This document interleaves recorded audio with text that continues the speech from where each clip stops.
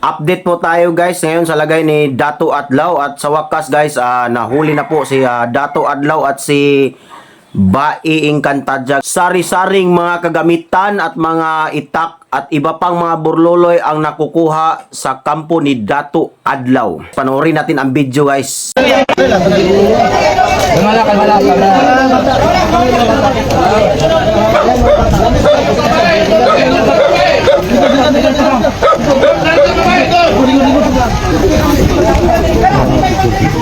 Beo, tumalikod ko naman sila.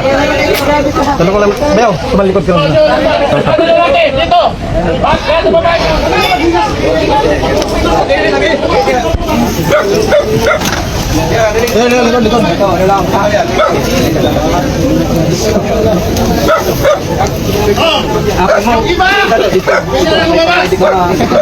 Ang naiwan dito, security, para hindi magkagulo.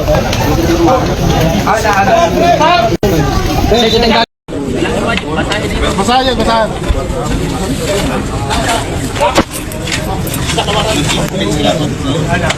Naghanap kandang, oh. Nadakot na si Dato Adlaw ug si Bai, Lourdes Infante. Latraka.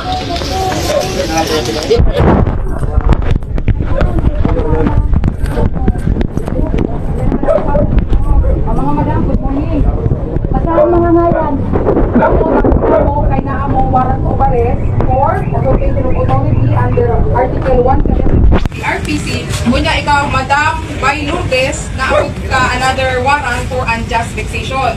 Itong unjust vexation and yung Usurpation of Authority tag-issue ni Acting Presiding Judge Maureen Chua.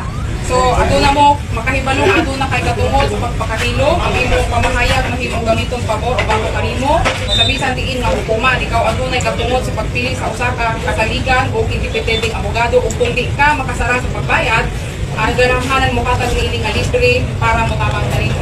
Na kasabot ba tanan? Mutabang? Gidakot na mutabang? Nakasabot siguro ma'am sa Bisaya, no? Sige ma'am. Wala mo abogado. Sige, gusto kami ninyo. Inconsistent ang lahat ng batas. Bigyan nyo kami ng abogado para madesisyonan nyo. Mag-serto kayo. No one excuses po. Tandaan nyo to. Jabo, nito ka ng kadero. Jabo. Ikaw, utang ina mo ko, Dylan. Utang ina mo ka. May jabo. Waso yun siguro ba sing nakili. Kaya sa pagdako ng amo mo ito rin. Hindi nyo magawa. Hindi kalite. Due process. Sira ulo. Tanan, kamo alang sa kasayuran ninyong tanan, tinakot kamo sa salaot sa usurpation of authority. Nag-i-issue kini ni Acting Presiding Judge Judge Chua. So kamong tanan aduna mo'y katungod sa pagpakahilom, aduna mo'y katungod na muhanap og kagalingon ninyong abogado, kung aduna sa mo'y katungod nga kung wala mo dili mo makaabot sa usa ka abogado, ang gobyerno mo'y muhatag diha kaninyo. Nasabtan ba ninyo ang tanan ninyong mga katungod?